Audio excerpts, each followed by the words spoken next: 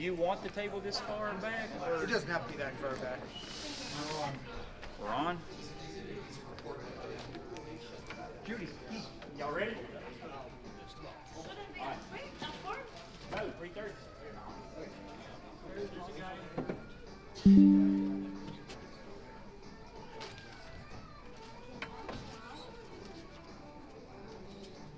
I'm gonna turn this music off.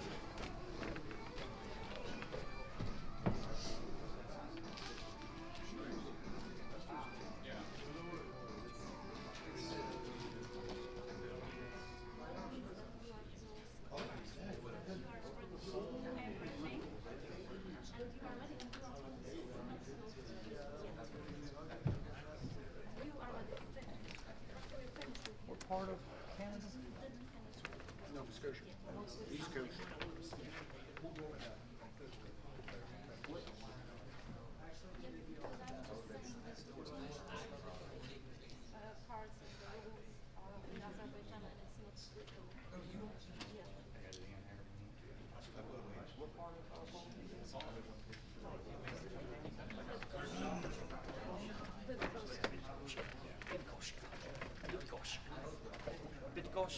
Nova Scotia. Can't get the two of them mixed up. We ready? Good ghost. Get my Good strap. ghost. Get my strap on. No. Good ghost. It's 4 letters. Is it? I mean, okay. You're looking at doing bits and pieces. As for example, we're just talking this referee panel, but not necessarily the actions that like. And what, that first part? So that's I don't have anything as far as action. Good ghost. they're turning. Well, you don't have to talk about the referee panel, but you tell what that each tournament has to have a referee.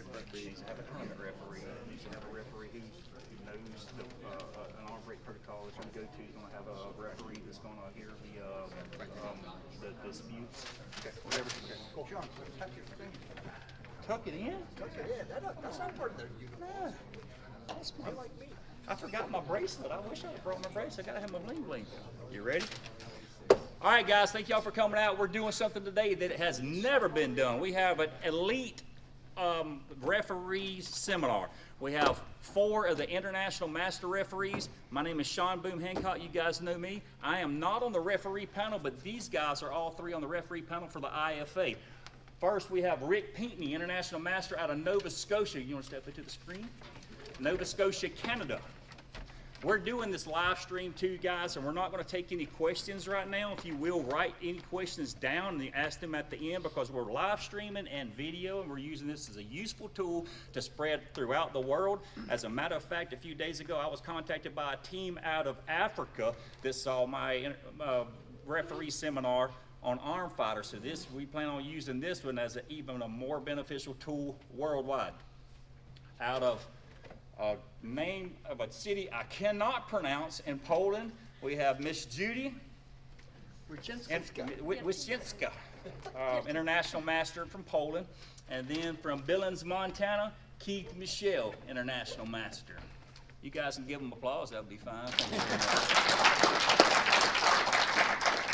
All right, so we had this thing choreographed, and I'm not going to spend a whole lot of time talking, but we each have our part. So you guys just hang on, listen the best you can. If you have questions, just write them down. We'll go over them at the end. If you're watching on anywhere else in the world, no matter what time it is, if you guys have questions, you can reach out to any of us via social media, and we can answer your questions. That's our job, is to help you guys grow and perfect your craft. Thank you very much. First up is Keith Michel. Okay, ladies and gentlemen, let's talk about tournament head referee. Whether it's a domestic or international, you should just have a tournament head referee who's going to dictate and give you referee assignments to each of the tables, to the referees. You're going to be conducting short, brief tournament rules and instructions to the competitors and or to the audience. Going to convey that information. need that information out there. Tournament referee sets out, make sure that everybody is in proper dress, which I am not, so forgive me, I'm the hypocrite here. So all your dress should be preferably the same referee shirts, but you should have a referee shirt on, black pants, black shoes, right? That distinguishes you from the people pulling. Gets me is that you have pullers up here and you have a referee that's not in a referee shirt. At least wear a referee shirt so we know who is who, right? So be mindful of that. So you have a tournament referee who dictates what your dress is. Make sure you're in proper dress.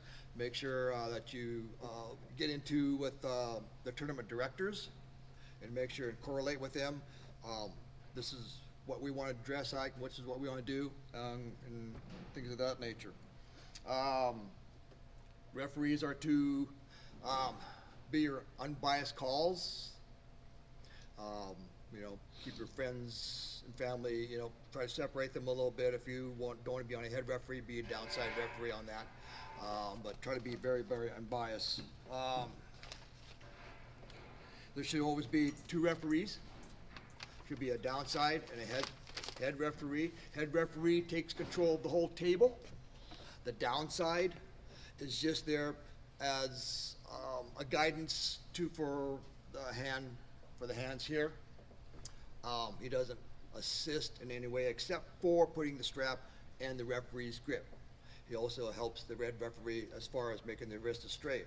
Outside of that, the downside is pretty much mute. The head referee controls the whole table. After the go, then you become a team. Then you work together. Shoulders, elbows, wins, touch pads, everything like that. But the head referee controls the table. All right?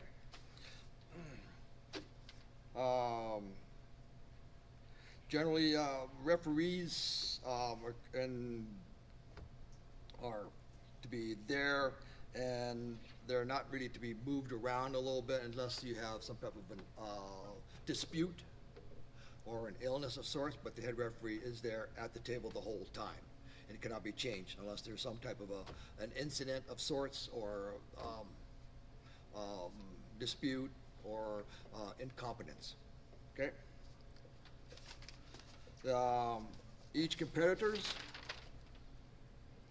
referees will go over the rules, and they will inform the referees or the people what they need to be listening for. Rules and for like words are very important. You have center, coincidental, dangerous, position, don't move, down, elbow foul, grip, intentional, knuckles, losing position, losing side. There's two different things between losing position and losing side. And we can go on a little further on with that, so whoever has that. Referee's grip, rotate the shoulders, slip out, stop, and yeah, I know. Okay, yeah, I know. Sorry. All right.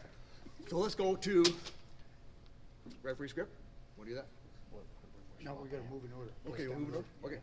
Judy's up next. Okay, Judy's up next. Yeah. All right, cool. All right, cool. And then you're come off. Yep. And you go to the center. Hi, so at the very beginning I was asked to say a few words about protocols and everything that contains in this part of the rules.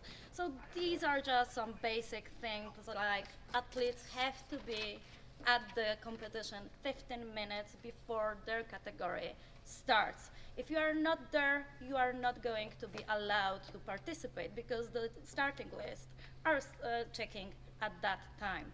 And you are allowed to come to the table only if if it's your turn to pull. You are not allowed to be at the stage near to the table if it's not your turn and if you are not an athlete in that category. And athletes are not allowed to wear anything at their pulling arm, and this is something that sometimes is confused. What means pulling arm? From the point of your fingers to the shoulder. So you cannot to have any bandages, wristbands, any jewelry, anything. The only exception is having your arms covered for religious purposes, but it should be checked by a female referee if you don't have anything underneath. And this is the only exception to having anything on your pulling arm. And as I said earlier, no one else is allowed to be at the stage except athletes, and only if it's your turn.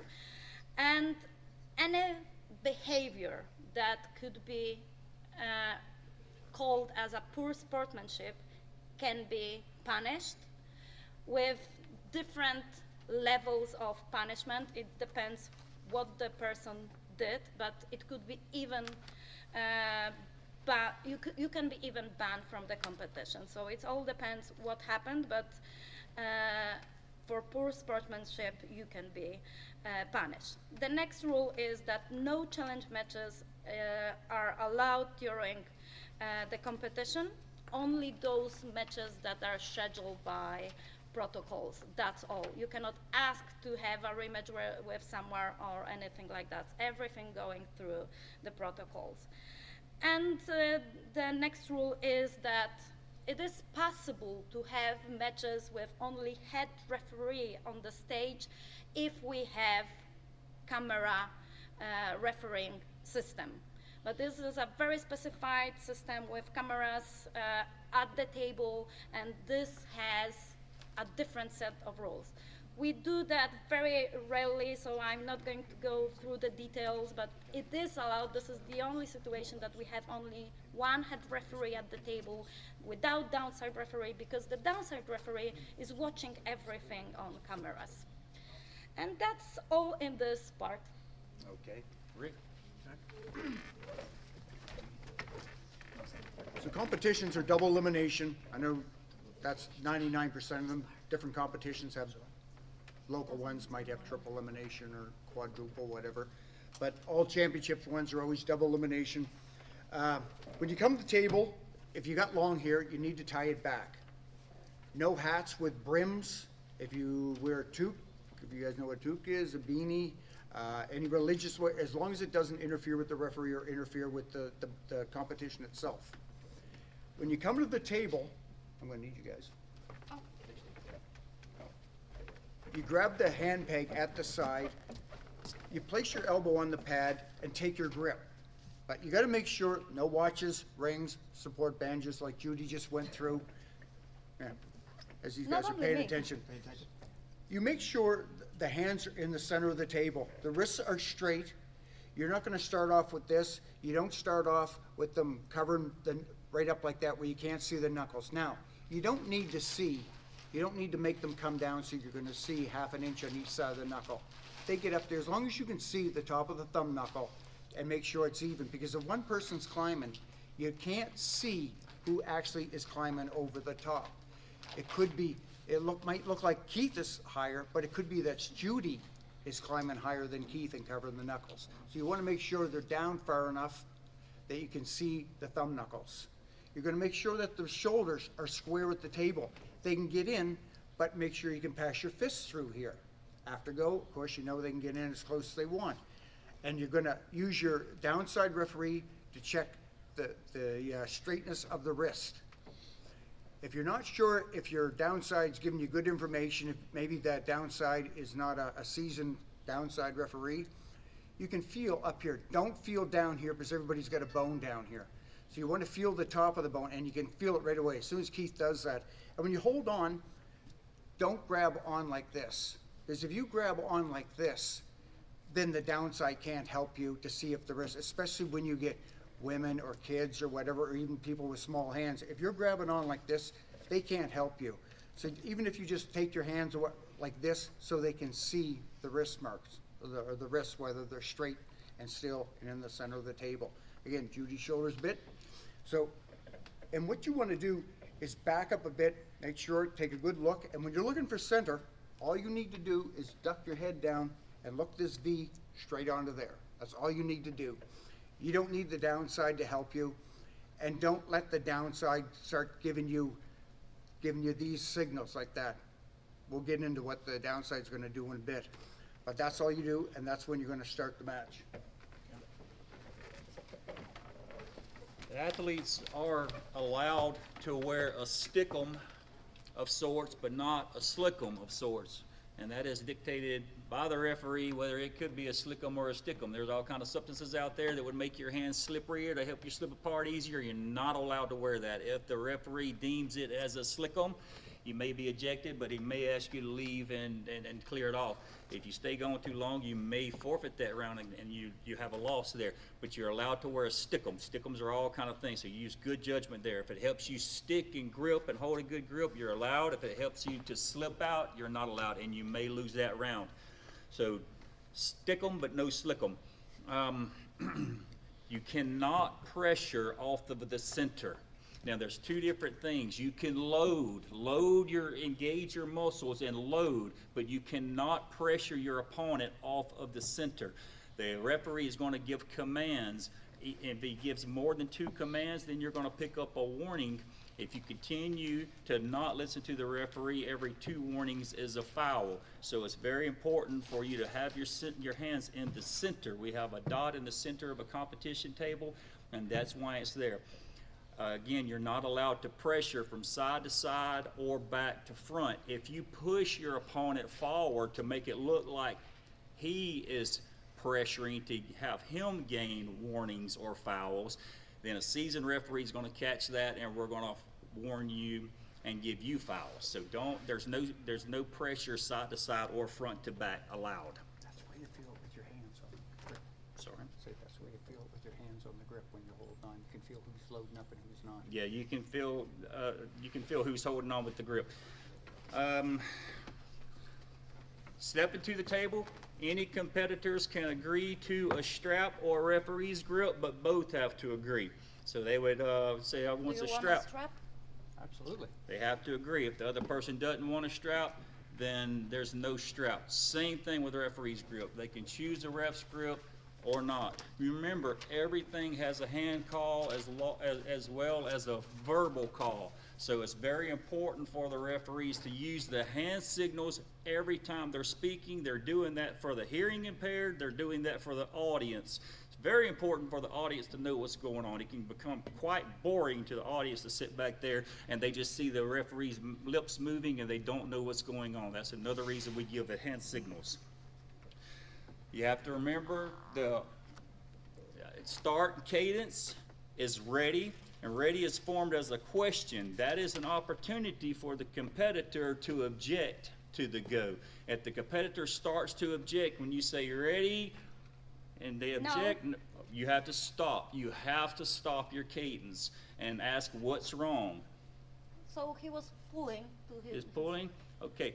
No pressure. Don't move. Then you start your go. You have to adjust and correct if there is an infraction. If there is no infraction, you can tell the person there's no infraction, but start your cadence again. But you have to stop your cadence and listen to the complaint. Legs on what the legs are. You have to have one leg on the floor to start. Both legs don't have to be on the floor. There are certain ways you will see a competitor have his legs. You may see a competitor have the wrapped around his own leg of his table. It may be on the opposite side of the table on their competitor's leg pushing off. You may even see a leg up on the edge of the table, and that is permissible to start and compete with their leg on the side of the table. If during the competition or before the start, if the leg rolls over and makes contact with the top of the table in any amount, it's to stop the cadence, command for it to come down. If it's during the competition, it's a foul. It's a stop and a foul. This That's is fine, fine yeah. because it doesn't cross It the can make table. contact with the side of the table, but not the top of the table. Legs on your opponent's side of the table, that is permissible unless they don't want it there. If Judy's foot is over here, Rick don't want it there, Rick can tell the referee, I don't want her leg here. I give her a command, take your leg down. Now, she's not allowed to put it there at any point anymore. If she does put it there at any time during the match, we'll stop and issue a foul on Judy. And if I knock it off on purpose, it's nothing. Yeah, if that's his side of the table, if he knocks it off, he's allowed to knock it off. Now, I have seen some referees give the opponent an infraction for unsportsmanlike if they really hurt the person, they kick it really hard and deem it, said that it was in their way. But if the referee thought that it was too much, he may give them a warning, not a warning, just the command, don't do that, it was unsportsmanlike or something like that, but that's not covered in the rule book. And that's all that's in this section. Who's next? You're next. Yep, that'd be me and Rick. This section right here. Good. We're going to talk about one of the issues at hand that people do have questions about, and that's dangerous position. What is dangerous position? According to the Federation rules, there is two types of dangerous position. Getting in through the course of a show or a tournament is where you have Rick turned sideways in this manner right here. He's putting a lot of pressure here on his arm. If his arm is way up here, that's even worse yet, and if he's looking away. The referee will tell him to straighten this out. And if he does not do it within the 2 seconds, we'll stop the match, give him a foul, and explain. Unless he thinks it's really bad, you'll stop it right away. And stop it right away, correct. We will explain to him on the stoppage that you were in a hurt arm position. If it is really severe and stuff though, where the referee believes that the 2 seconds is just not warranted, he will stop immediately and explain to him, it's a hurt arm position, stop the match, you get a foul. I don't want people hurt, I want you to wrestle some more. The second hurt arm position by Federation rules is what's called, I guess in some people they call it the King's move. Here you have the humerus bone is below and on an angle below the elbow pad right here. So it's virtually straight up in neutral and or in losing side. Okay? So the referee will say, get up, you have 2 seconds. If he does not, stop the match. Hurt arm position, out. In this manner, where you make sure that your arm is in an incline. If you are flat and even, then you're fine. If you're fine right there, but the moment this incline goes in that position right there, that's a stop. Or 2 seconds. Or if I come up and go back down again, Go up and come back down again. that's a foul. That's a foul, right? So you've been told once already, stay out of that position. You were told once, come up, you go back down again, that's a foul. One command per setup. Yep, right. That's my That's yours? spiel for this one. I can go to the referee script if you want. Do that. Okay, it's my turn. No, it's your turn. Your turn. Okay. You're up here. So the next section that we need to talk about are warnings. So there are two types of commands that referee can give to keep the match fair. It's fouls and warnings. We are going to talk about fouls a bit later. The lighter commands we can give is warnings. There are three situations that a referee can give a warning to a puller. The first one is a false start. So as Sean mentioned already, the command ready go should be set in a proper time schedule. So it's ready, go. It should be a break between ready and go. And if a puller starts to pull before we start to say go, it's called a false start. Then a referee should stop the match and say, one warning, false start. The best way is to do it by still holding the grip, not allowing them to leave the table, because you will need to start setting up again. So if it's possible, try to hold them still. No, one warning, false start. Just correct anything that got damaged during this time and start again. So just remember that if a competitor starts to pull when you start to say ready or before you start ready, but just before you say go is a false start.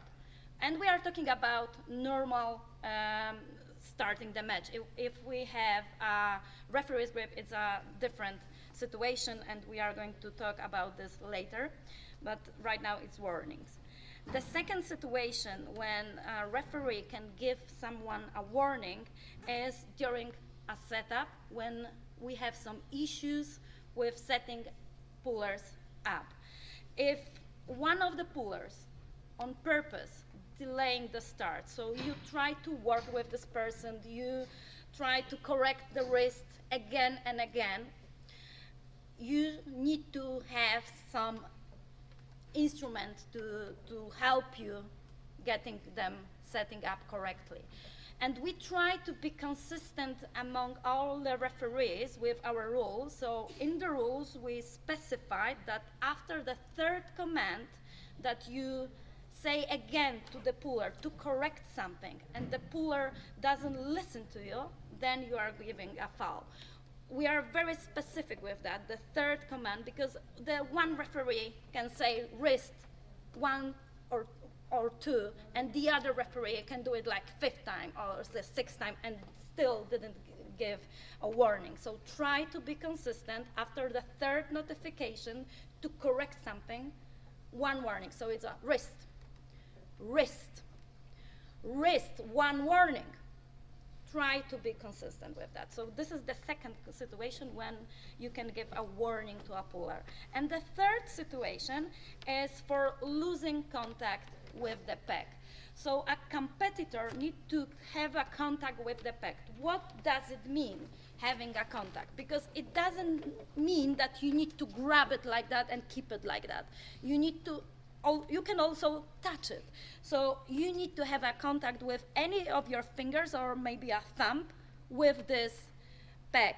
You cannot hold the table. You can if you're still touching the peg, but if you don't, so this is not having a contact, this is still having a contact, this is having a contact, this is having a contact, this is having a contact. So any part of your hand need to keep the contact with the peg.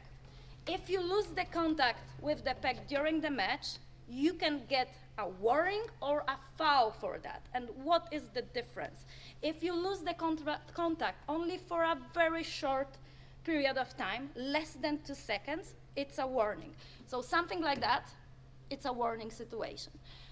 It's of course during the match, so a referee who noticed that should say it out loud, one warning, keep the peg. But do not stop the match unless this person has a warning for something. Maybe for the same, maybe for setting up, maybe for the foul start, doesn't matter. If a competitor has a warning already, you need to stop the match because the second warning is 1 foul, okay? And 2 fouls, of course, is a loss. So when where is a difference between warnings and a fouls? When you lose the contact with the peg. If someone loses the contact with the peg for a longer period of time than 2 seconds, then it's already stop, 1 foul. And if someone loses the contact, maybe even for a shorter period of time, but it gives you some kind of advantage in the match. So for example, can you hold and they got stick in the same position for a long, long time, and then he lose the peg and hold the table, and it helped him to get an advantage, then also, or even win the match. You cannot give a win for the match because he did it illegally. Stop the match, give him a foul. And a tip for me, this is not something in the rules, but it really works. Because very often we focus as a referees here on this part of the table. We usually don't pay a lot of attention to the peg. And sometimes when you notice that someone is not holding the peg, you have no idea how long did it take. So a tip for me, if you see the movement, it's less than 2 seconds. If you see that someone already holds the table and you don't see the movement, I guarantee it's longer than 2 seconds. You would see that the hand moved, it would be less than 2 seconds. So if you noticed that someone is not holding the peg, holding here, but you didn't see that the hand moved from here to here, it means that you need to stop them as stop foul. It's longer than 2 seconds. So this is just a tip for me. And that's all in the warning section. Okay.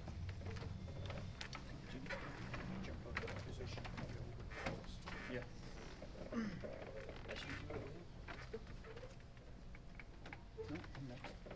Oh, sorry. Didn't you mean? I'm sorry. Okay, our next section is on elbow fouls. Sam, move that over, please, so you can see. So your elbow's got contact, or doesn't have contact, the minute there's any air between the elbow and the pad. I know there's a lot of people don't like these little, they call micro fouls, but everything ends up being an advantage. If Judy's up here, she needs to get a little bit higher, her elbow's gonna come off just to give her that little bit of an advantage. It may not seem like much, but chances are it was something. So anytime it comes up, or if it comes out the front, what you're looking for is the tip of the elbow, right there. Her elbow's off right there. Some pads are soft and they dig down. As long as the tip of that elbow has contact with that pad, even though if it's squished down and the pad is squished out, that's still on the pad. And the same as if she's got, a lot of times they're over this way, they'll come out the back. So, and that will be the downside's job right there, to watch that elbow, because it's gonna be the head referee's job to watch for the pin on this side. So that person, that downside referee, needs to be watching for this elbow to come off the back, or even this one to come off the front. Okay, and that's it. Okay, and the next one is straight arm position. Oh, right. So, just a sec. Now, Keith's arm's not gonna be long enough to do this, but Mine as well. somebody's got a long arm, she can lean right back. That's still on the pad, because she's got contact with the tricep. Or if she's got a big forearm, that can still be on the pad. As long as her forearm or tricep are touching the pad and the tip of the elbow is still within the perimeter. If the tip of the elbow comes out of the perimeter, that's considered off and stop. The next one is the straight arm position. Yeah. So we saw the one where it was a decline, but now he doesn't have to be declined. But if Keith is way over here like this, his arm's straight out. You hit shoulder. He's got to come up again. 2 seconds. If he doesn't have,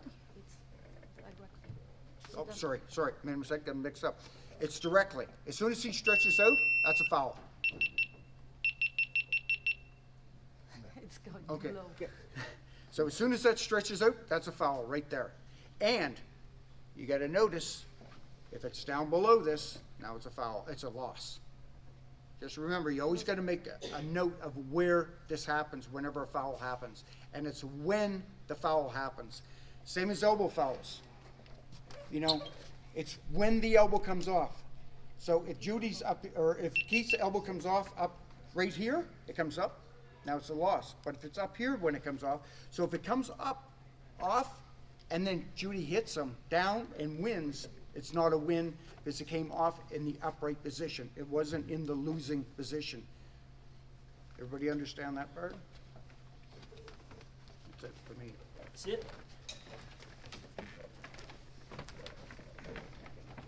Next up is intentional slip outs. We're going to talk about 4 of them. Number 1 is when you ball your hand in your opponent's hand on the go and you basically give him your thumb to hang on to and says, here, hang on to this, good luck. And you come out like that. So it's balling making a fist inside your opponent's hand on the go and coming out. That's the easiest call to make. That's a very easy call to make. Where this is not going to be called is if during the course of pulling, both competitors are starting to top roll, and during the course of pulling, they start to lose grip from their fingers, and then they, during the course of pulling, slip apart. That's not an intentional slip out. It's usually on the go when the opponent balls his hand up inside of his opponent's hand. Next one is a flop press, belting straight to the tabletop on the go. So again, this is basically always on the go too. If on the go, they bell straight to the tabletop, straight down to the tabletop in a flop wrist position. Again, where it's not going to be called is if during the course of pulling, if the person legitimately is flop pressing, and during the course of pulling, he slides down slowly by slowly down his wrist and they come apart. That's not an intentional slip. Let's switch sides so they can see better. My wrist doesn't flip over. Okay. So you want to look for the fingers on the back of the hand. See how his fingers are on the back? You can see he's trying to hold on. If his fingers open up like this when the slip out happens, then you know he caused it. So the next one is when the competitor opens all of his fingers. This is the easiest one to call. If all of the fingers are open when the slip occurs, it doesn't matter if he was just trying to re-grip, go higher, it doesn't matter. If he opens all of his fingers and none of his fingertips are making contact when the slip occurs, it's always going to be called an intentional slip out, even during the course of pulling. That's the one that's always going to get called no matter what. The last one I like to talk about that's not written in the rule book is the bailing in the losing position. And this is what is hardest one to really watch. But when someone's down in a losing position, oftentimes you'll see him bail, he'll slip out. As a desperation move, he'll slip out from under. What you really need to watch out for there is the fingertips, because a lot of times what will happen is the fingertip would dip down here in the losing position. If his fingertips are down in that losing position when the intentional slip out occurs, now you have an intentional slip out losing position winner.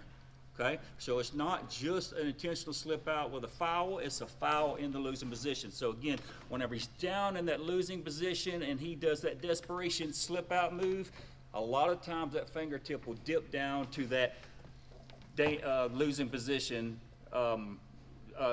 area, which is dictated as the final 2 inches of the pin.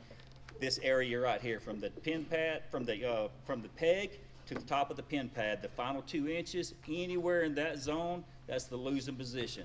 So once more, losing whenever he's down and he's going down and he starts to bail, when he breaks his fingers loose, the opponent pushes his fingertips down and they're usually in that losing position. He intentionally slips in losing position, it's a loss winner. But make sure you know exactly what happened. Don't assume. You have to see what happened. You can't assume that he let go. That is an actual rule that we do go by. You have to know that it was a foul or an infraction before you can call it. You can't assume it, so you have to know it, okay? So that's the gray area right there. But again, that's the one way, that's the ways to know it. If he opens his hand up and he bails from underneath, and those fingers went down in the losing position, that's where you get that. But if it's if he's pulling and during the course of pulling, they slip apart like that, so it's very easy to notice. There's a difference between those two. They're slipping apart during the course of pulling, or he just bails out, okay? When he just lets go and bails out from underneath, that's an intentional slip out. There are times when I knew the person intentionally slipped out, but I didn't see it, because they are so fast and so good at it. You have to see the foul in order to call it. If you don't see it, you can't call it.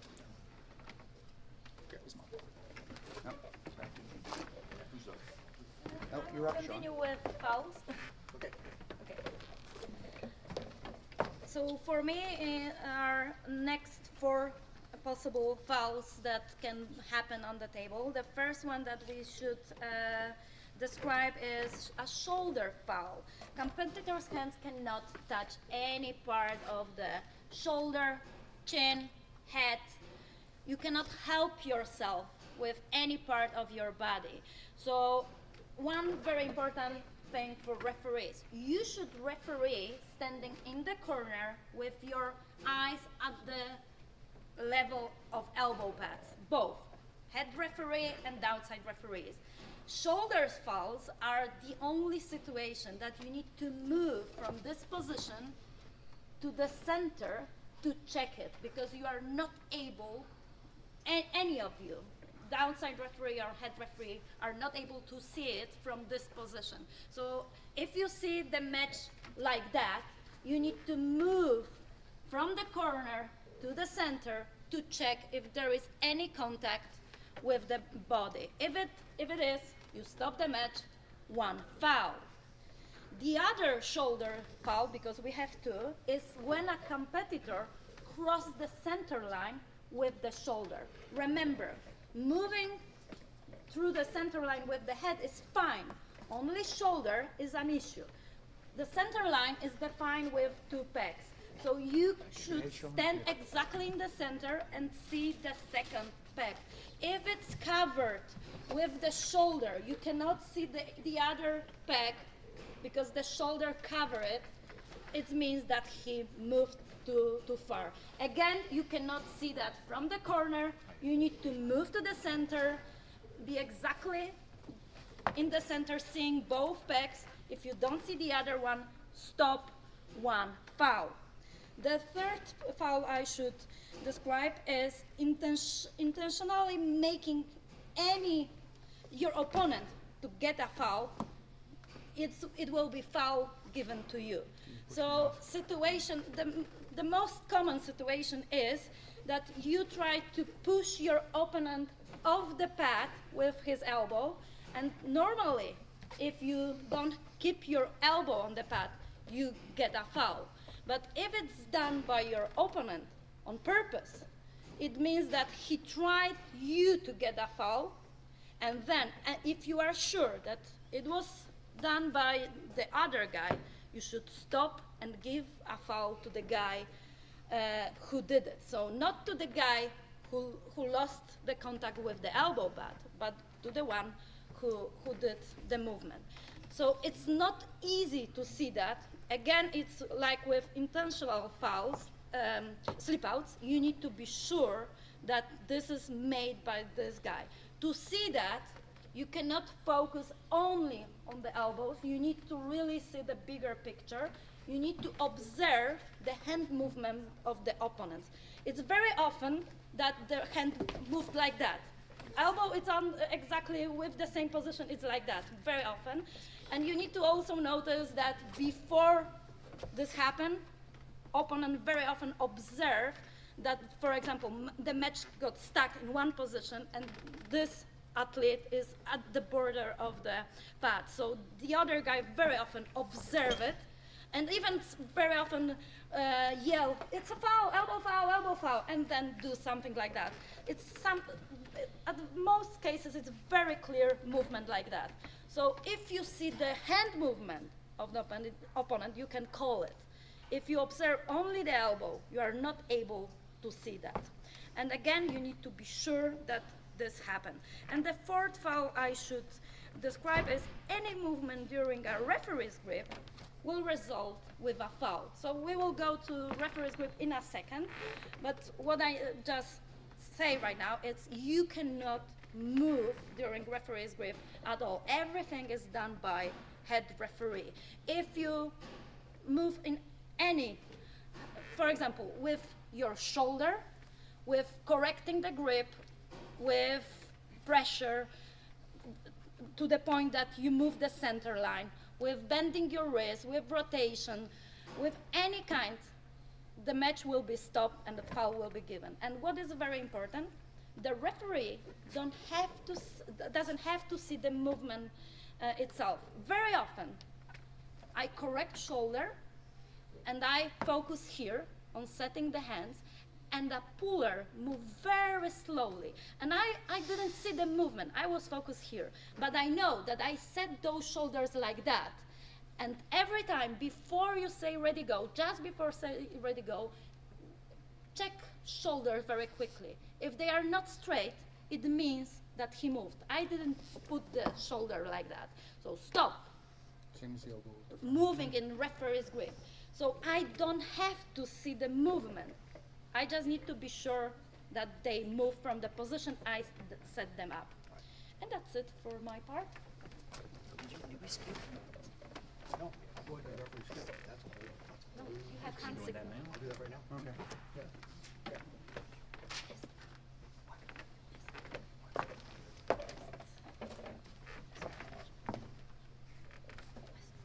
All right. Mine is going to be sectioned, and it's referee's grip. And it is one of the most abused rules out there. Stand over here, Keith, you're under the picture. So it is one of the abused rules, must put. You've gotten your 30 seconds, you're unable to get a grip, now it's referee's grip. The hand signal is like this, right? So now, we tell the wrestlers, referee's grip, do you understand? They both say yes. Open up your hands. I will make sure that the hands are in square and center position here. I'll square the shoulders. Do not move, referee's grip. Do not move. Bring the shoulders here. Very good. I will ask the wrestlers, do you want a cap of thumb or whatever it is, cap or wrap? So you got to find some type of a word that you use, cap, over, up or down, whatever it is. So you got to define whatever it is they want. So for example, Rick here wants to wrap his thumb. Sean wants to go thumbs up. And you got to be mindful of this too. Referees then will make sure that everything is square. We're in the center. Or wrap his hand. Put his thumb down. If he wants thumbs up, wrap his hand here. Over. He's doing a wrap. Everything's square. Do not wait a long time to say ready to go, because these guys are just shaking, and you know them. So be mindful as far as how much time you spend him here on wrapping the hands. Everything looks good, no movement. You take a close scan, real quick, split second, and it's ready, go. All right? Now, they slip apart. Yeah, they slip apart. All right, it's still referee's grip. Maybe he had a foul. And maybe have a foul. True. One of them, elbow came up, off the go. All right. Again, referee's grip, referee's grip. You ask them again each time, do you want to wrap a thumb? Do you want to wrap a thumb? Each time. Don't assume to make the same finger wrap on each round, right? Maybe he wants to change up his move. Maybe he wants to go thumbs up here. Maybe he wants to go thumbs up here. So ask him each time for a wrap, for whatever it is you want to wrap. Okay? So we're square here, we're square here. Let's say both of them want to wrap. I wrapped him first. I want to wrap him first. Now, on this side, alternate. Everything looks good. There's no movement. Don't wait very long. Ready, go. Okay? And you get in position. And there is a chance you could screw up and say, there is a chance maybe you made a mistake. Say, I wanted to be under, and he puts me over. And if I'm saying, no, you got to pay attention to that person, what they want. Because if I wanted to be under, because I think I control his hand better, or for whatever reason, and you put me over top, well, you're just taking part of my game away. So then you got to stop and reset them again. Right. Be mindful of the wrestlers. Maybe I did do that. Maybe I wrapped him wrong. And he says, no. All right, I'll stop. Find out why. Talk to him. No, I wanted my thumb over the top. No. Yeah. Okay. Now, don't just continue on with it. I start all over again. Because what he was talking about and trying to distract me, he could have moved his elbow up. Right? So I'm looking at him, he moves his elbow up. Yeah. Right? So, start all over again. Put everything back in neutral position. Don't just assume he stayed in position. And I made a mistake on him, I wrapped. He's already got the advantage by moving his elbow up or moving his elbow back or what have you. Or maybe he tweaked his shoulder in a move, right? So start all over again. If he says stop, nope. Break him apart, start over again. Ask him the same question. Do you wrap a thumb? Do you wrap a thumb? No. Start all over again. One tip I like to do on the referee's grip, if you two are not understanding each other on how the competitor wants the thumb, ask him to show you. If you don't understand, no, I want it to be, I just want it to be a little bit, show me. I want it to be like this. Do you want to be like this? Do you want to be like this? If you're having confusion between that, ask the competitor to show me. Show me how you want it. Because that does happen a lot, because I'm real strict on my words. I use up or down. If they're just not understanding what I'm talking about, show me what you want. Okay. I like that. Yep. Cool. I have strap match. Strap match? Okay. No, we haven't done it yet. Who's got the strap match? I don't know. I've got. Strap match. Oh, just go ahead and do it, Sean. But we missed Or Judy. this. Okay, so it could be me. Okay, so the next thing we are going to talk about is strap match. Take the watch. So whenever slip out happen in a clean way, no intentional deal here, we call strap match. And it could be also asked for. If competitors approach the table and one of them asks for a strap match and the other guy agree for that, we can go straight to the strap match. It can be also asked during the match. For example, an elbow fall happened, and they approach the table again, and one of them asked for the strap match, the other agreed, we can go for the strap match. So when you start with the strap match, you ask both athletes to put their elbow down, open hands, and what is very important, it's not in the rule, but it's also a tip for me, try to set hands very well from the very beginning, almost like for a referee's grip. Believe me, your strap match will be much better, much more fair. So it needs to be palm to palm, no gap here, and the gap between thumbs should be a strap wide. It helps you a lot during the match, and depends on the strategy and technique that pullers have. Some of them would want to have this gap less wide, the other would like to have wider, and you need to be fair. So strap wide gap is the best one, and again, no gaps here. So if you have both hands like that at the center, because if you have one guy here and one guy here, believe me, it won't be fair, because he can go up then. After I put my strap on, he can do something like that, and he will be much higher than the opponent. So put the hand at the center, straight wrist, the gap, strap wide, no gap here, and try to put the strap with the buckle on your side always. So you're starting here, you have your second referee to hold. I will show what the second referee, downside referee, should do. Your downside referee should help you with holding fingers at the same level, but never push them down. Just don't allow them to go higher. So hold the fingers, but with your thumbs, keep the strap at the same position. Then I can use both, as a head referee, I can use both hands, because I'm not worrying about moving of the strap. My other referee hold it for me. Right now we don't have other referee, so I will close your thumbs, it will be the same effect. So I'm starting with, I will just show you something else. I'm starting with, from your side will be better visible. I put my buckle exactly in the middle of the hand. Believe me, this is the best position for putting the strap. When you make it tighter, it will get a little bit lower, and then it's on the perfect position. It's not under the fingers of one of the pullers, and it's not too low. So put the buckle in the middle of the hands. Again, this is at the same level. Okay. Close thumb for me. And you start with the hand from your side. And you need to ask an athlete how high he wants his strap. The proper command is up or down, or high or low. So if you want up or high, it will be on the wrist line. If you want down or low, it will be 1 inch, not lower than 1 inch below the wrist line. Up or down? Up. So on the wrist line. And try to keep it tight all the time. Then the other hand, the same question, up or down? Down. So not lower than 1 inch. And keep the attention that I hold it tight all the time.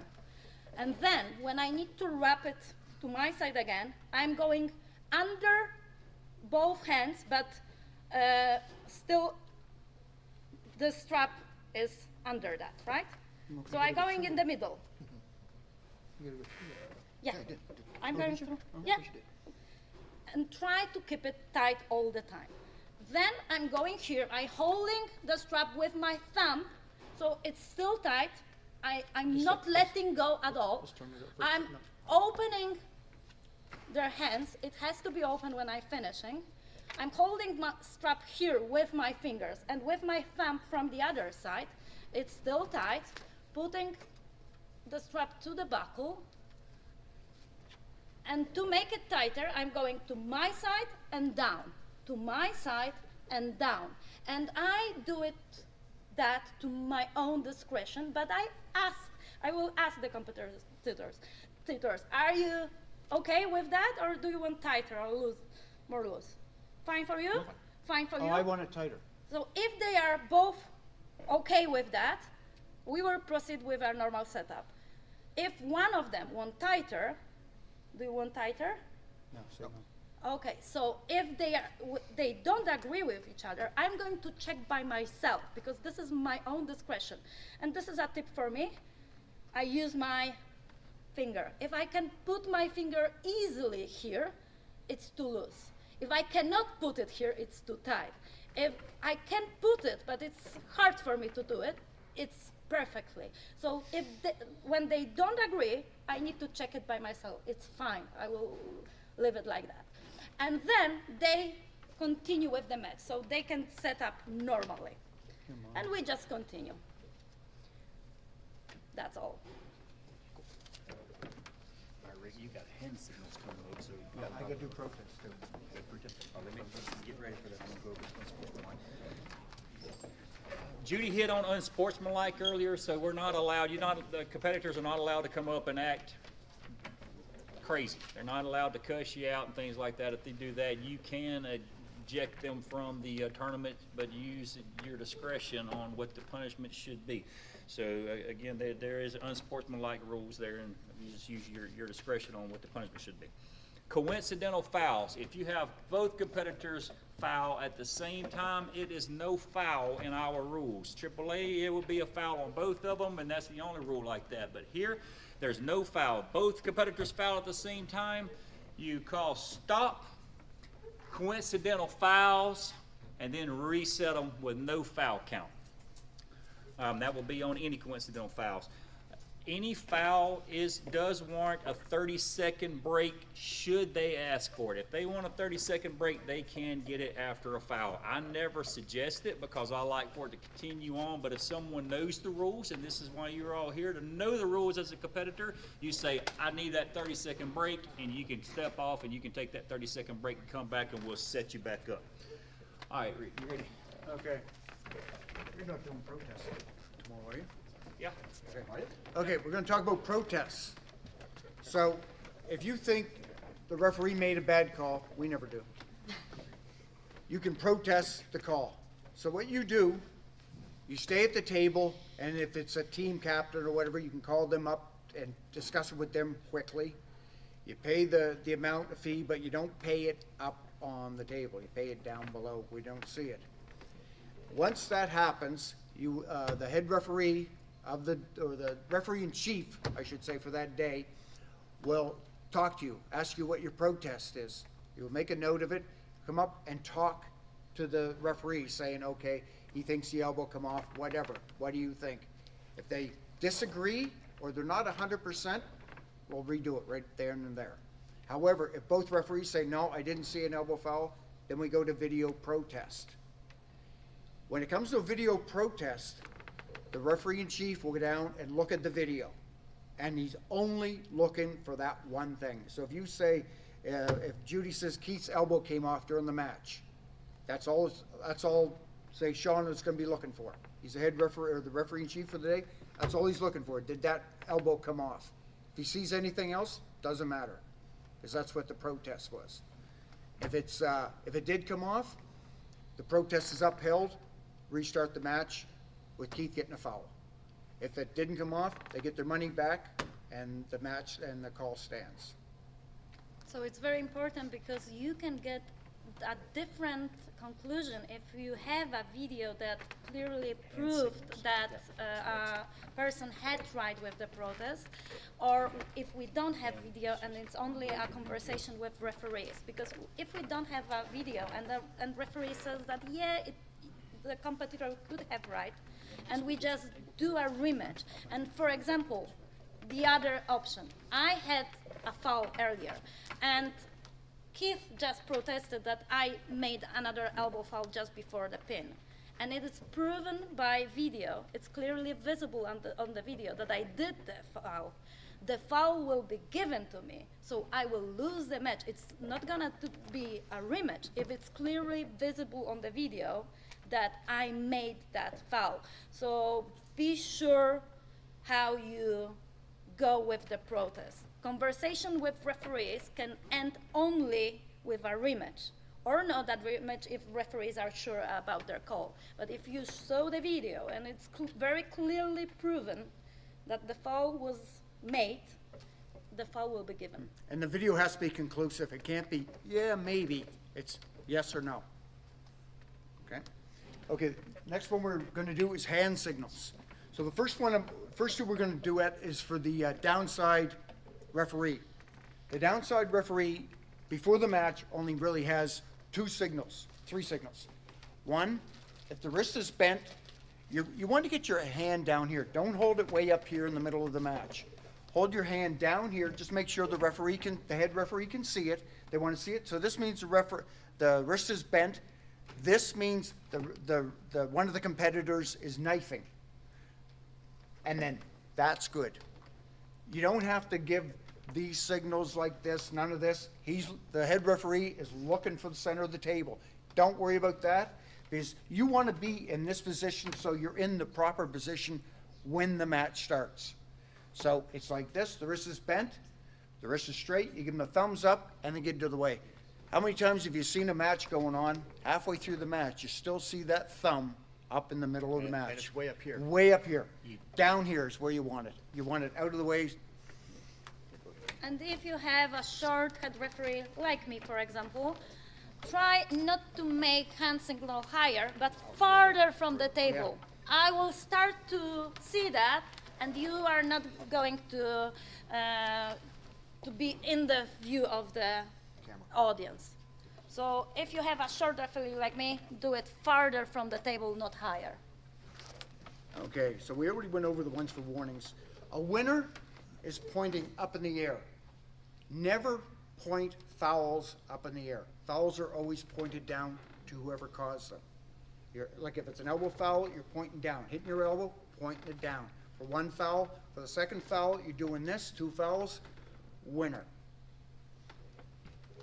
We already did, same as the warnings. They're up there, you're going 1 warning, 2 warnings, 1 foul. So that way everybody in the audience knows what's going on. The competitors know you're being really blatant about making your calls, so everybody knows what's going on. And when you're making fouls, and that, keep reminding them every time you set them up. That's a foul. That's a foul and a warning. You're reminding the competitors, you're reminding yourself so you don't lose track of them. Okay, the straight arm, same thing. You're doing this, foul. Intentional slip, foul. Shoulder fouls, you're going to tap your shoulder, and for center, or just tapping your shoulder, foul, if he's touching or she's touching. The dangerous position, Sean went through it earlier, or like this, for the dangerous position. Losing position, you're going to go like this. When there's a foul in the losing position, it means like this. If it's an elbow foul, losing position, winner. Straps, referee's grip. And video, on a TV. That's it. Yep. You guys, I'm not sure if we talked about the difference between a king's move and a straight arm, but there definitely is a difference. The straight arm is a non-arm wrestling move, okay? So you don't get a command, and you don't have to be in the decline motion when you have a straight arm. If that arm goes straight just for a second, it doesn't matter. You just automatically went to a non-arm wrestling move, so it's immediate stop, foul. And straight my shoulder arm, is still 1 foul. Yeah, it doesn't. higher than elbow pad, and it doesn't matter in case of straight arm. It matters in case of dangerous position, but not in the straight That's arm. different. This is straight arm.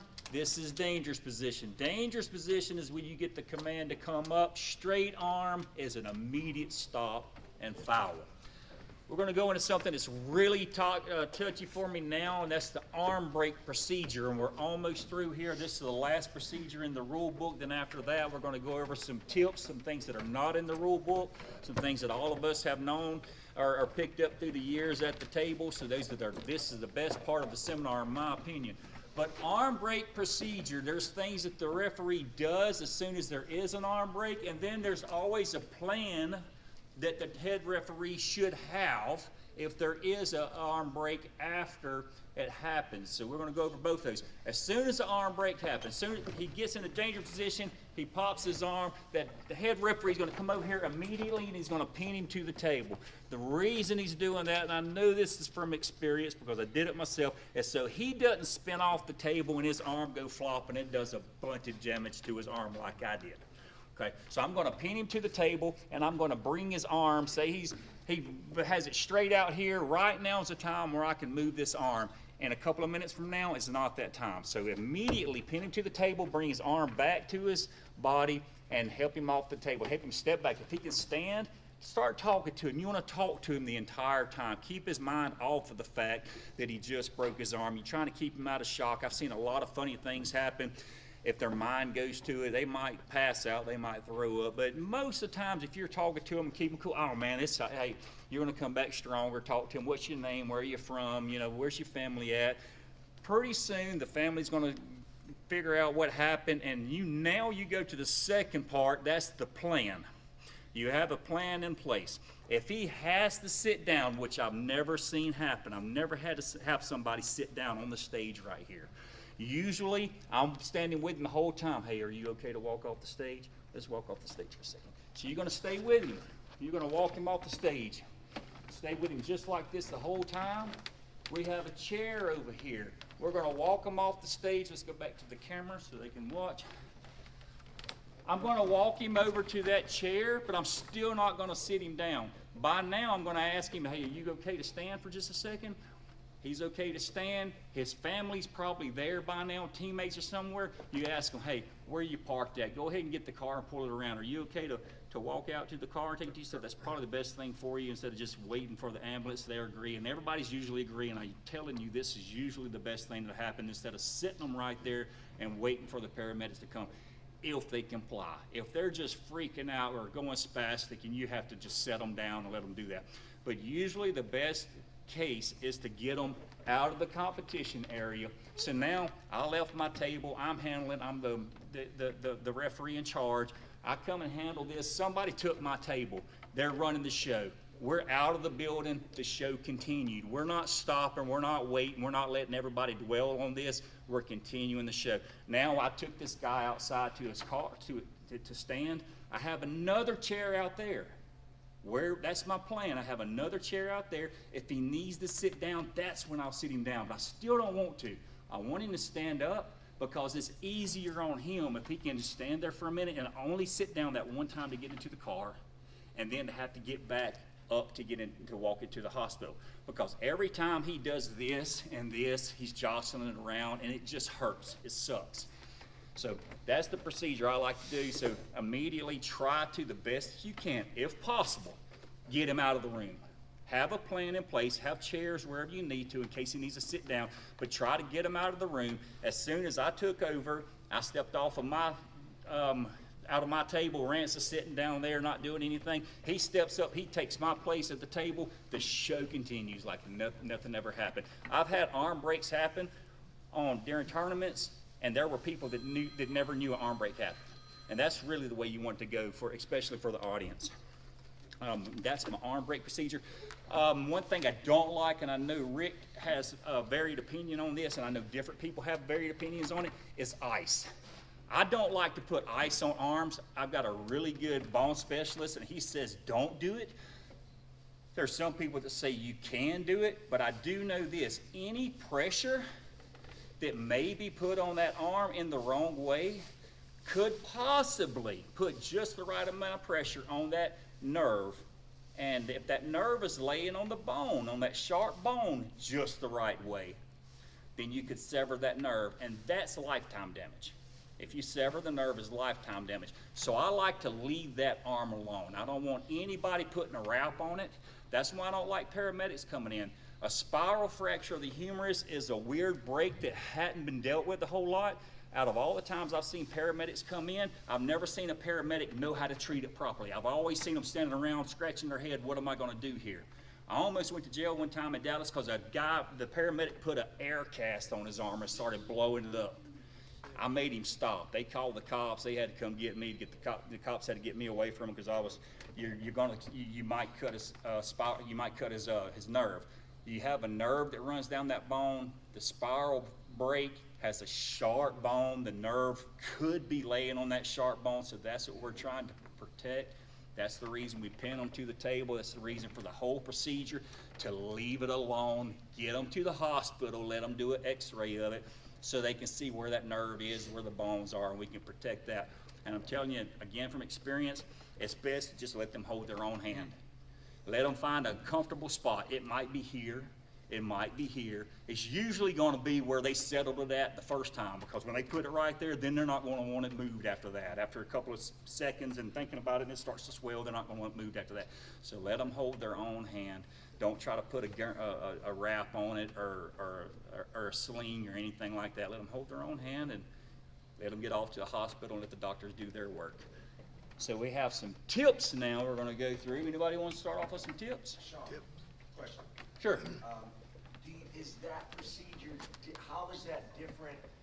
Because to me, I've been doing this a minute too, and like when a bicep tear happens, or is that specifically for the arm break?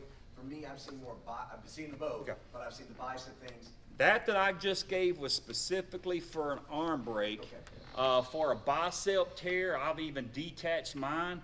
That's just really, I'm sorry guys, that's just a lot less traumatic event.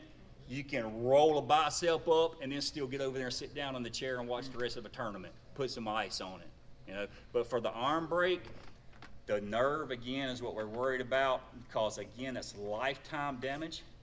If they just nick it, that's lifetime tingling in your arm, and it just sucks. I know people that's had it done. If you sever it, you might be like this the rest of your life. Can't even close your fingers. So we're really trying to protect that nerve and the arm break. Okay, so that's the whole procedure for the arm break. But yeah, any other kind of tears, go get you a bag of ice, get a beer, sit back and watch the rest of the show. Get to the doctor the next day and you'll be fine. Tips?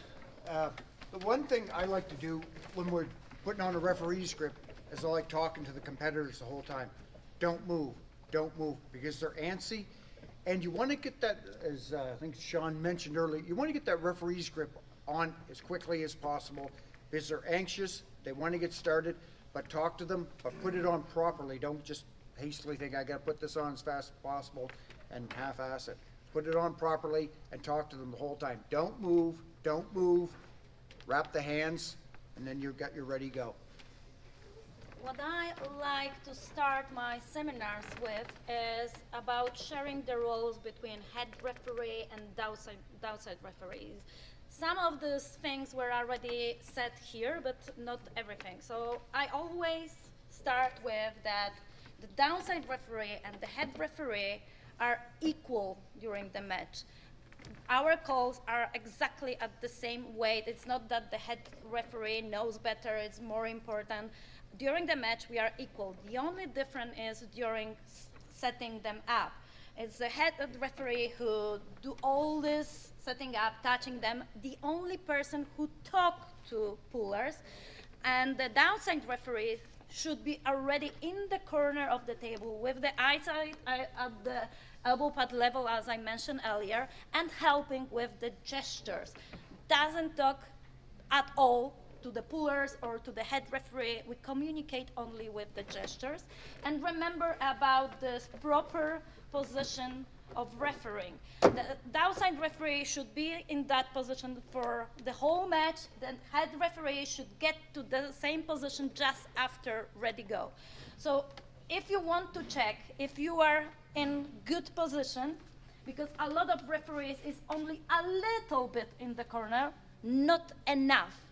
What I like to say to especially new referees, you need to be as far in the corner to see that corner of elbow pad. If you don't see it because the pad cover the view of the corner, it means that you need to move farther. So it's exactly in the corner, and as I said, with your eyesight at the elbow pad level, because if you are too high, you are not able to see small elbow fouls. You need to be as low as the elbow pad level. And what is also very important, where we should watch, what we should watch. So if the match, can I ask you here? So if the match is on my side of the table, I'm here, I will be watching mostly the grip and watching for a pin, or maybe if they slip out, if it's intentional or not, or is it a losing position or not. And if the match is on the other side of the table, I have a very clear view of both elbows. Then the head referee will be focusing on the grip, the thing I was watching a second ago, and I can see both elbows very clearly. So it's not that it's my side, so I will watch this guy, it's his side, he will be watching this guy. No, it depends where the match goes. And calling losing position, if the match is very quickly, is something very hard. But if we split with what we are observing, it's much easier to decide was the fall was in losing position or not. One other thing too, if something, just come up here, guys. If this is going down this way, and Judy's watching for a pin, I'm watching for the elbows, okay? Now, if Judy calls a pin and I call an elbow foul. At the same moment. At the same time. So, I say to Judy, did you see the elbow? You don't have. No, I was very quick, focusing on she's the looking put. at that. So, then I go, well, I didn't see which happened first. She didn't see what happened first. We restart the match. That's the only fair way to do it. You have to restart that match because we don't know if that pin happened first or the elbow happened first. So you restart the match with nothing. But It's no call. that's why it's so very important for every referee to be vocal as soon as you see something happen. Whether it's a top side or downside, it's for that moment Do not to be hesitate. known what happened first. If she sees an elbow foul, but she hesitates to call, and he sees the pin, he calls the pin, she says, well, I saw elbow foul. When was what? We don't know because she hesitated. Speak up, be vocal immediately. Soon as the elbow happens, stop! And exactly, you need to move, grab the hands, and say loudly, stop, foul or pin. Or Yeah, you're vocal and physical. You physically stop the match. One more thing is be sure don't stop the match like this, okay? Because this person already has a lot of strain on his arm. If you come across the top in an anxious referee manner and you say stop and you push that arm down, you could do a lot of damage to that arm. You stop it from the side. Okay, especially in this manner. A lot of times I'll come up, stop, and I'll come from the side and push up to get some of the pressure off of his arm. Make sure you don't go stop like that. My turn? Yes, sure. Sure. Okay. I see matches where they're in a strap, and I see referees looking at the hands. Why? Right. Why? Why are the referees looking at the hands if they're in a strap match? You don't. The hands are strapped. Look at the elbows. Okay?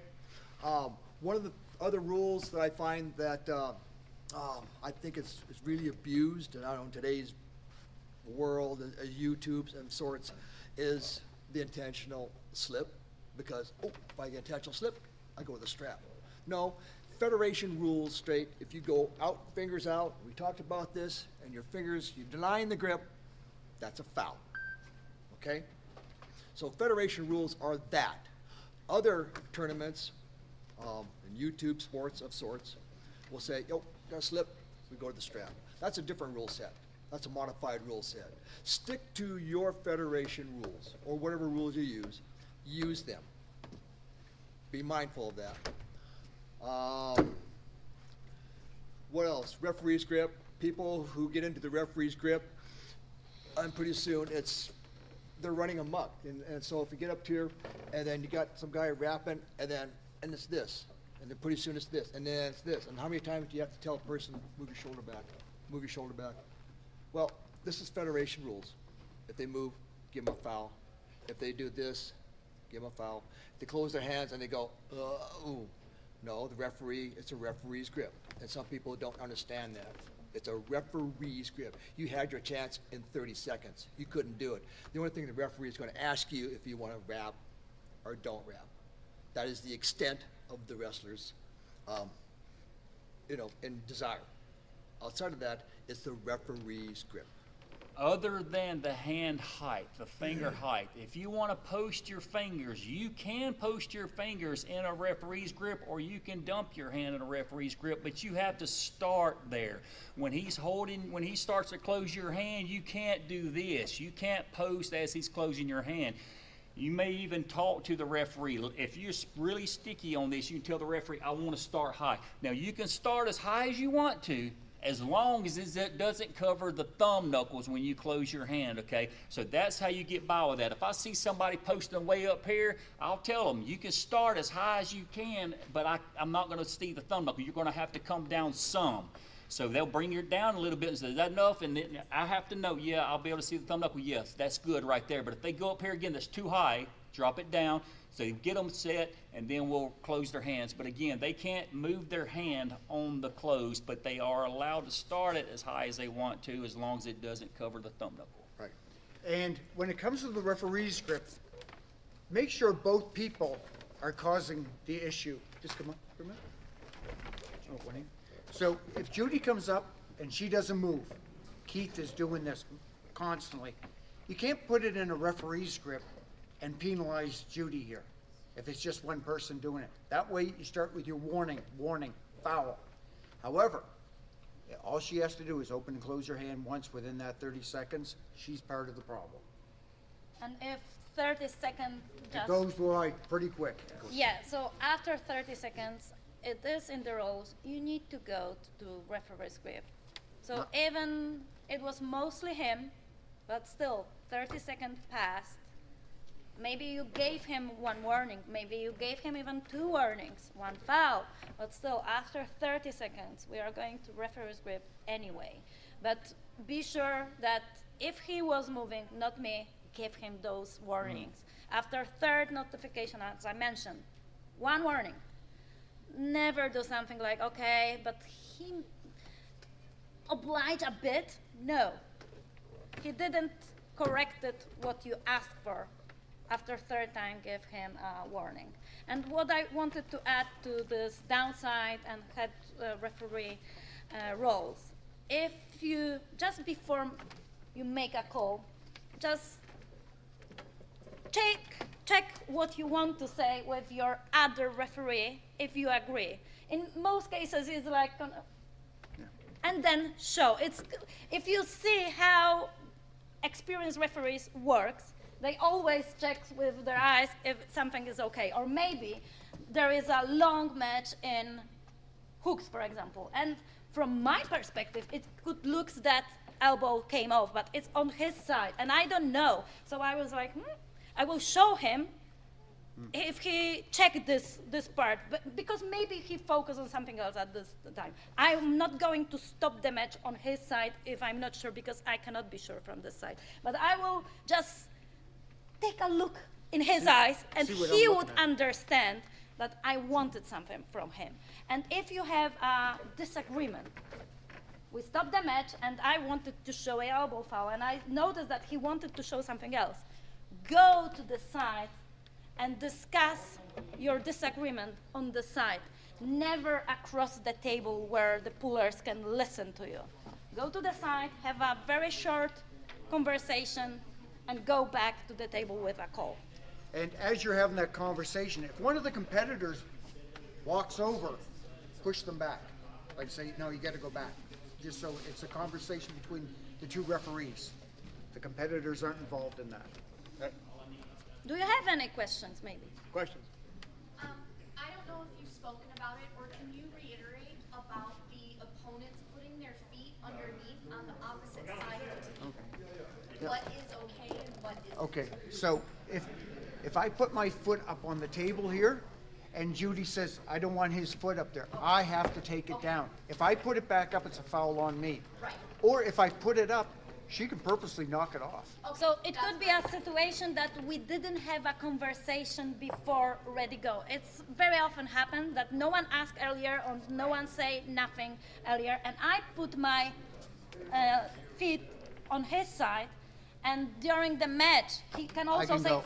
first he can say that he doesn't agree, and the referee will tell me to put my feet down, but if he knocks If I me think if it's an advantage, I might be able to go like this and knock her foot off. Right. and the referee, And that's no call. The referee is not going to assess was it intentional or not. We are not able to check everything here and everything here. And what is very important, this is my side of the table and this is his side of the table. So if I decide to put my foot on his side of the table, it's on my own risk. If he knocked me out, and even if I lose my balance, and maybe I even lose my match, I put my foot on his side of the table. So it was on my own risk. So, but after the match starts, they can put it up. They can, but If th- there was no conversation earlier, Okay, cool. and that goes with even down here, like even under the table. Yeah. Like some people are really tall, they might put their foot way over on the bottom. Right. Same thing. That's her side of the and table. they can disturb me, because on my side of the table, I can do whatever I want. And if his leg disturb me, I can push it. Right. Yeah. Okay. And one thing, I didn't know if you guys, I'm sorry, fellas, we got here, so close to the can, is, did you guys go over any kind of, like, because I know it's a thing now, especially with all the YouTube stuff and misinformation, did you guys talk about any kind of misconduct or warnings, Oh, yeah. fouls, Yes. anything Yeah. like that? Yeah. Obviously, Sean's super famous for, you got a trophy about not today's son, so, but don't do it to be son. But did you guys talk anything about that, or can you talk about that, and our ability, or you know what I'm saying, what's in our realm of control? Look, if y'all will, just for a second, let us finish our seminar real quick, because I need to get out there and help with them, and then I'll let them answer any questions, okay? So just hold on just for a second and re-ask that question again. Y'all have some more tips? No. Not really. I did have a couple more tips, and you'll probably think of some more, and that's fine. But for down refs specifically, make sure you never stand in front of this table. There's never a reason you need to be in front of this table facing it or backwards or anyway. You do everything, like Judy said, from the corner, from far off in the corner. Give your hand signals out here. Keep them out of the way of the camera. Keep them out of the way of the spectators. And never, ever, especially after the match, step up here in front of this table. There's all kind of other drama that the crowd wants to see, that the camera needs to see, that's still continuing on, and we don't want to see the back of the down ref. Never stand in front of this table. Even applying assistance for the strap Yeah, why don't we do or that? the referee's grip, you can do all of that from the corner. We didn't talk about that, how you should be holding the. That's what I'm going to do now. Oh. Judy, you want to assist? So the down referee, he would come up from the corner, and he's going to do like this, and he's going to move, like Judy said. I like to do one finger or one strap, but I use a finger width between the thumbs, so the down ref will get the webbing the right height. You get that gap right there. Hold their hands parallel and let the head referee do their job applying the strap. As soon as they get this strap through the buckle, you can let go and back out of the way. But again, you do that from the corner. You don't do that here. Ref's grip assistance. You do that like so. So you're putting your fingers on this wrist, putting fingers on this wrist, and you're just kind of helping keep the wrist straight, feeling for movement, but you're doing it from the corner. You're not doing it here, okay? I can't stress that enough. Don't stand in front of the table as a down ref ever. I would even add something to what just Sean said. When you are a downside referee, during referee's grip and holding wrist, believe me that at that time you are more important than head referee, because when he correcting shoulders, closing thumbs, he's not able to feel any movement. And believe me, if I move, his hand move as well. So by watching it, head referee have no option to correctly set who moved and who reacted to the movement. But then your downside referee holding wrist on purpose, not only to keep them at the position, he holds this wrist to feel who moved, because he can feel it. And the head referee don't hold them at this time because he is busy with other parts of the setup. So before, as long as you hold it, you are even more important than head referee in calling who made a movement. And do if you feel the movement? you make that You make a call. call. Okay. When the Stop one ball. down ref, if the down ref feels movement on these two fingers, he moved. If he feels it back here, she moved. You stop. Movement, ref's grip, 1 foul. That's your call as a down ref. You go ahead and make that call. I have another tip. But make sure you know who made that foul. Don't assume. Sometimes one person twitches a bit and the other person makes a big move. I've seen too many referees hit the person that made the big move instead of the person that twitched first. So I have one more tip for setting up and ready go. Can I ask you to rip?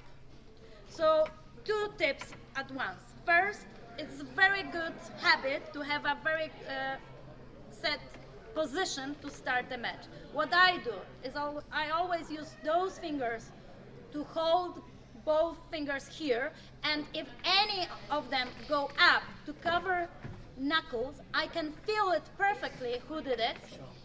So these fingers to hold fingers here, these fingers to feel this wrist, and thumbs to feel the other wrist. If any of them make a move before the start, I can feel who did that. So, and I use it every time for normal setup and referee's grip. Because for normal setup, you can feel false start. And the second tip for false start is my words that I talk during the command ready go is very consistent with my hands movement. So it's ready and on go, I let go the grip. So even if you protest, if you show me video and you cannot hear me or you cannot see my mouth because it's covered with the grip or anything else, you can be sure that if I let go, it was exactly the moment where I start to say go. So as a referee, try to train this. When you're still saying ready, your hands are still here. Ready, and or go, you are letting go. Ready, go. Try to train this, and it will be so much easier to recognize false start, and it will be much less false start because they focus on both sense, not only hearing you, but only feeling that you let go. One more last tip I have for a down ref is whenever you don't have competitors at the table, for professionalism's sake, step to the corner, off the corner of the table and stand and face the crowd. You could quarter towards the table just so you notice when the referees face the table. But in this scenario, because the down ref's going to be down here, this should be exactly how the down refs stand when competitors are not to the table. When a competitor steps to the table, he'll notice it, then he'll take his position on the corner of the table. Match ends, he goes back to this position right here. This is the professional stance of a down ref. This is how you recognize the professional referee. the That's experienced correct. referee. There's a lot of ways to recognize a professional referee and somebody who just doesn't take it serious, and that's one of them. Dress is another. I like to show the foul count every time there's a foul. I stop, foul. I already had a foul here. I'll step back from the table. I'm doing this for 2 different reasons. I'm showing the crowd what the foul count is, and what I'm doing behind the table, I'll do like this. So I'm showing we got a foul here and a foul here. I'm doing that for the crowd, and I'm doing it for me. So I can go back in my memory after there was a bunch of stuff going on. I can remember, what was the foul count? I forgot. Oh yeah, I did this. So, and I show the crowd, I'm doing that for the crowd and for me. And then when I come to the table, I will tell the competitors, the foul counts 1 and 1. You have 1 foul, you have 1 foul. I'm doing that for them, and I'm doing it again for me, because I can't tell you how many times I have forgotten and then I remember one of those 2 things right there. One thing. Don't lose control at the table. Sorry, don't lose control at the table. The wrestlers will know it, and they will run with you, and they will beat you down to the ground. Do not lose control. The moment you do, you've lost it. Stay in control. And don't let them talk you into a foul. Don't let them talk you into anything. You're the referee. Be a referee. Yes, you're correct. That's it. Okay, I'm done. We done? I'm good.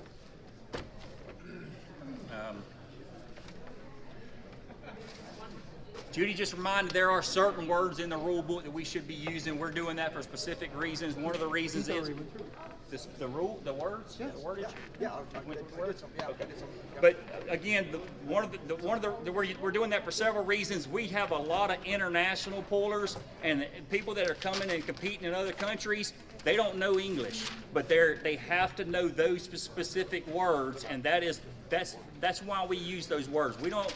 If we come to the table and we start talking to a competitor, hey, how do you want your hand or whatever, and then this guy's from Bulgaria and all he knows are those 18 words or whatever we went to, might be 28 words now, but he's thinking, what the heck are they talking about? Are they cheating? You know, is he giving him tips? Why is he talking to him? He's not supposed to be talking to him. So we try to limit down to those certain words for that specific reason.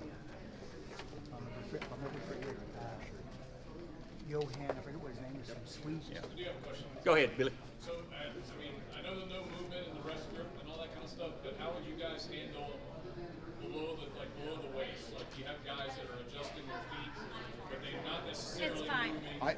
I don't worry about it. Yeah, I don't worry about it. We don't care. Below the table. I actually think it's written in the rule book. The word is just any movement above the Yes, waist. exactly. It's Movement written. above the waist. Yes, sir. I just have a question. So both competitors, they can approach the table, and if they both agree to the strap, they can start the strap. Yes. Correct. Can they do the same thing with the referee? Yep. Correct. Yes. Or And both. if you start strap match or referee's grip in the match, you have to stick to that Yeah. till the end of the match. You can't change your mind if there happens to be an elbow foul and go, okay, I don't want to I'll start in the answer all the referee's grip. questions they have. Too late now. We It's- have some you- tests once you- down once here, you too, if commit, they wanna you're certify. committed for the whole Somebody wants match. to get certified and get tested, we have the written test and you can certify them. Anybody else? Thank you, guys. Thanks. That's it. How many are taking the test? I don't know. All right, is anybody taking the test to get certified? Anybody taking a written test? Three things?